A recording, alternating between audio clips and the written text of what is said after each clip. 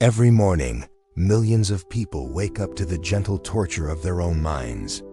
They reach for their phones before their feet touch the floor, desperately seeking something: validation, distraction, or perhaps just proof that they still exist in a world that seems increasingly indifferent to their presence. Yet in this reflexive gesture, so mundane it barely registers as conscious thought, lies one of the most profound truths about human existence. We have become strangers to ourselves, prisoners in the very lives we thought we were building. You see it everywhere, yet you probably don't see it at all. The colleague who compulsively checks their email every 3 minutes, not because anything urgent awaits, but because the silence between notifications feels like a small death. The friend who cannot sit alone in a cafe without immediately pulling out their phone, as if solitude were a disease to be cured. The parent who fills every moment of their child's day with activities not out of love, but out of terror. Terror of what might emerge in the quiet spaces, what uncomfortable truths might surface when the noise finally stops. This is the great overlooked tragedy of our time. We have mastered the art of living everywhere except in the present moment. We have become virtuosos of distraction, maestros of avoidance, and yet we wonder why happiness feels like trying to catch smoke with bare hands. The Stoic philosophers of ancient Rome would not be surprised by our predicament. They saw it coming 2 millennia ago. But what if I told you that embedded within this very suffering lies the key to a different kind of existence? What if the things we reflexively avoid, boredom, discomfort, uncertainty, even pain, are not obstacles to overcome, but teachers waiting to impart the most essential lessons of human existence? To understand why 90% of people miss these crucial life lessons, we must first excavate the hidden foundations upon which our modern suffering is built. Like an archaeologist carefully brushing away centuries of dust, we need to uncover the psychological sediment that has accumulated since our earliest days. It begins in childhood, as most profound patterns do. Picture a 7-year-old who scraped their knee on the playground. The well-meaning parent rushes over, not just to tend the wound, but to immediately distract the child from their pain. "Don't cry, here's a candy. Let's think about something else. Look at that funny dog over there." The intention is pure, to spare the child suffering. But the lesson absorbed runs much deeper. Pain is something to be escaped, not experienced. Discomfort is a problem to be solved, not a message to be understood. This seemingly innocent moment becomes a template that shapes decades of future behavior. Fast forward 20, 30, 40 years, and that same child, now an adult, faces the inevitable disappointments of life with the same reflexive response: escape, distract, avoid. The promotion that didn't come becomes a shopping spree. The relationship that ended becomes a binge-watching marathon. The existential emptiness that creeps in during quiet Sunday afternoons becomes a frantic schedule packed with activities that generate noise but not meaning. We learn early and learn well that we are fragile beings who must be protected from the rawness of existence. Yet this very protection becomes our prison. Like flowers grown in a greenhouse, we become beautiful but brittle, thriving only in carefully controlled conditions that bear little resemblance to the wild garden of real life. Consider the language we use to describe emotional states. We fall into depression as if it were an accident. We are struck by anxiety as if it were lightning. We battle our fears as if they were enemy armies. This linguistic habit reveals something profound. We have been trained to see our inner lives as something that happens to us, rather than something we participate in creating, and can therefore learn to navigate with wisdom. The Stoic emperor Marcus Aurelius, writing in his private journal nearly 2,000 years ago, observed something remarkably prescient. You have power over your mind, not outside events. Realize this, and you will find strength. But this power, this fundamental human capacity for inner sovereignty, is precisely what our modern culture systematically undermines from the moment we can understand language. The Stoic tradition, emerging in the bustling marketplaces and political intrigues of ancient Athens and Rome, was born from a radical insight. Human suffering is not primarily caused by external circumstances, but by our judgments about those circumstances. This was not mere philosophical speculation, but hard-won wisdom extracted from lives lived fully in the arena of human experience. Epictetus, perhaps the most psychologically sophisticated of the Stoic teachers, knew suffering intimately.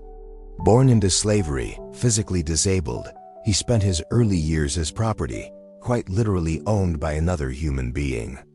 Yet from this crucible of powerlessness emerged one of history's most profound insights into human freedom. No one can hurt you without your permission, he taught, not as spiritual bypassing, but as rigorous psychological observation. But what does this actually mean in practice? Let's examine a situation so common, it's almost invisible. You're driving to an important meeting when traffic comes to a complete standstill. Your immediate response, the one that feels most natural, most justified, is frustration. Your heart rate increases, your jaw clenches. Your mind begins spinning stories about incompetent city planners, inconsiderate drivers, and the various ways this delay will ruin your day. Here's what Epictetus would have you notice. The traffic jam is simply cars moving slowly. That's a fact. Everything else, the frustration, the stories, the physical tension, the mental spiral, is your addition to the situation. The Stoics called this adding suffering to pain, and they identified it as the single greatest source of human misery. Carl Jung, the great depth psychologist, would later echo this insight from a different angle. Jung observed that we don't solve our problems, we outgrow them. The shift in perspective that makes yesterday as insurmountable obstacles seem trivial today. This transformation happens not through changing external circumstances, but through an evolution in consciousness itself. Viktor Frankl, writing from his experiences in Nazi concentration camps, arrived at a similar conclusion through the darkest possible circumstances. Even when stripped of everything, family, possessions, health, hope itself, human beings retain one final freedom, the freedom to choose their response to what happens to them. This is not optimistic thinking or positive psychology. This is recognition of the irreducible core of human dignity. Yet here's the paradox that 90% of people miss. This freedom, this power over our minds, is not something we gain through achievement or acquire through effort. We already possess it completely. We have simply forgotten how to use it because we've been systematically trained to look for our happiness, our peace, our fulfillment in external circumstances that, by their very nature, remain forever beyond our direct control. Now we arrive at the shadow side of this story, the psychological cost that compounds daily, like interest on a debt we didn't realize we were accumulating. For when we repeatedly choose distraction over presence, avoidance over engagement, blame over responsibility, we don't simply miss out on life's lessons. We actively construct a prison of the mind so subtle, so familiar, that we mistake its walls for the boundaries of reality itself. Picture the modern professional, racing from meeting to meeting, checking email at red lights, scheduling leisure time like military operations. They pride themselves on productivity, on being indispensable, on their ability to juggle multiple priorities simultaneously. Yet beneath this impressive exterior lies a curious phenomenon. They have become afraid of their own company. Strip away the meetings, the notifications, the constant stream of minor crises requiring immediate attention, and what remains is often a profound emptiness, not because their lives lack meaning, but because they have lost the capacity to access the meaning that was always there. This is what Erich Fromm called the escape from freedom, the unconscious flight from the responsibility of self-determination into the comforting prison of external demands. We become like actors who have played their roles so convincingly, for so long, that they have forgotten their true identity beneath the costume and makeup. The Stoics had a name for this phenomenon, living according to other people's opinions, but they understood it not as mere people-pleasing, but as a fundamental abandonment of one's own inner authority, the capacity to think, feel, and choose, based on one's deepest values rather than the constantly shifting winds of social approval. Consider the parent who fills their child's schedule with activities, not because the child has expressed interest, but because other parents are doing the same thing. The underlying fear is transparent. What if we're not doing enough? What if our child falls behind? What if other parents judge our choices? In trying to give the child every opportunity, we inadvertently teach them that their worth depends on performance, that their value lies in comparison to others, that their natural curiosity and intrinsic motivation are insufficient guides for a meaningful life.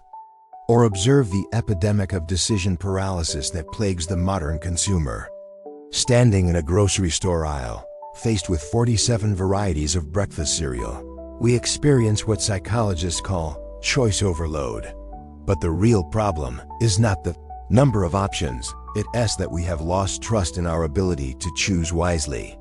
We seek the optimal choice rather than simply a good one, as if making any decision that isn't perfect represents some kind of failure.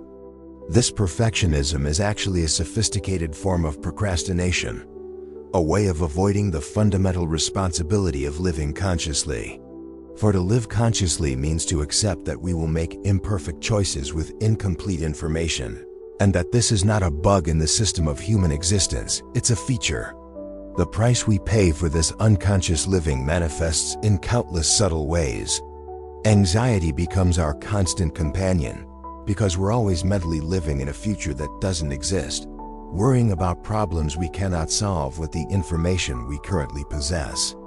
Depression creeps in because we're haunted by a past we cannot change, replaying conversations that ended years ago, rehearsing comebacks to insults that no longer matter. We develop what the Stoics called passion, not in the modern sense of enthusiasm, but in the classical sense of being passive, of being acted upon rather than acting from our own center. We become reactive rather than responsive, slaves to circumstance rather than conscious participants in our own lives. But here, at the precise moment when the darkness seems complete, the ancient wisdom offers its most radical gift, the recognition that everything we need for a meaningful, peaceful existence already lies within our possession, not as potential to be developed, but as capacity to be remembered. The Stoics called this concept preferred indifference, the understanding that while external circumstances are genuinely beyond our direct control, our response to them remains entirely within our sovereignty. This is not resignation or passivity. It is the ultimate form of empowerment. For when we stop wasting energy trying to control the uncontrollable, we discover tremendous resources for influencing what actually can be influenced. Marcus Aurelius, governing an empire while facing military campaigns, political intrigue, and personal tragedies, discovered this truth through lived experience. When you wake up in the morning, tell yourself, the people I deal with today will be meddling, ungrateful, arrogant, dishonest, jealous, and surly. This was not cynicism, but preparation. He continued, but I have seen the beauty of good and the ugliness of evil, and have recognized that the wrongdoer has a nature related to my own. This shift in perspective, from seeing difficult people as obstacles to seeing them as opportunities for practicing virtue, transforms every challenging situation into a classroom. The rude cashier becomes a chance to practice patience. The criticism from a colleague becomes an invitation to examine whether there's truth worth considering. The traffic jam becomes a few moments of unexpected solitude in an otherwise overscheduled day. Yet this transformation cannot be achieved through mere intellectual understanding. It requires what the Stoics called philosophical therapy, a systematic retraining of our automatic responses, a conscious cultivation of wisdom through daily practice. This is why Seneca wrote letters to his friend Lucilius, why Marcus Aurelius kept a private journal, why Epictetus developed specific exercises for his students. They understood that philosophical insight without practical application remains merely sophisticated entertainment. Consider the practice of morning reflection, which modern psychology has rediscovered under the name mindfulness. But the Stoic version carried an additional dimension: preparation. Upon waking, one spends a few minutes contemplating the day ahead, not with anxiety, but with intention. What challenges might arise? How can virtue be practiced through whatever circumstances unfold? What opportunities for wisdom, courage, justice, and self-discipline might present themselves? This is not about controlling outcomes. It is about preparing the mind to respond consciously rather than reactively. Like an athlete who visualizes their performance before competition, we prepare our psychological resources for the inevitable uncertainties of human existence. The transformation that emerges from this practice is subtle but profound. External circumstances remain largely the same. The traffic jams still occur, difficult people still exist, disappointments still arise. But our relationship to these experiences fundamentally shifts. We begin to experience what the Stoics called ataraxia, not the absence of challenge, but the presence of inner tranquility amid the storm. The final piece of this ancient puzzle reveals itself when we understand that consciousness is not a noun but a verb, not something we have, but something we do. And like any skill, it improves with practice and atrophies with neglect. The Stoics developed what might be called a technology of consciousness, specific practices designed to cultivate the kind of awareness that transforms ordinary experience into spiritual education. These were not religious exercises but psychological training, as practical and systematic as learning to play a musical instrument or master a craft. One of the most powerful of these practices was the evening review, which Seneca described in his letters. When the light has been removed and my wife has fallen silent, I examine my whole day and go back over what I've done and said, hiding nothing from myself, passing nothing by. This was not self-criticism but self-observation, the development of an inner witness capable of learning from experience without being destroyed by it. Imagine applying this practice to a typical day filled with the usual frustrations. The morning begins with difficulty finding matching socks, a minor irritation that nonetheless triggers a cascade of negative thoughts about organization, time management, and personal inadequacy. The commute includes an encounter with an aggressive driver who cuts you off, generating anger and righteous indignation that lingers for the next hour. A work meeting doesn't go as planned, leaving you feeling unheard and undervalued. The untrained mind processes these events as evidence of a difficult day, perhaps a difficult life. But the Stoic practitioner, reviewing these same events in the evening, sees something entirely different. 3 opportunities for wisdom that were initially missed, 3 chances for growth that remain available through reflection. The sock situation becomes a lesson about attachment to minor preferences, perhaps a reminder that true contentment doesn't depend on perfectly organized drawers. The aggressive driver becomes a mirror reflecting our own occasional inconsideration, an invitation to practice forgiveness both for others and ourselves. The challenging meeting reveals assumptions about how communication should work, offering insight into the difference between our expectations and reality. This is not positive thinking or spiritual bypassing.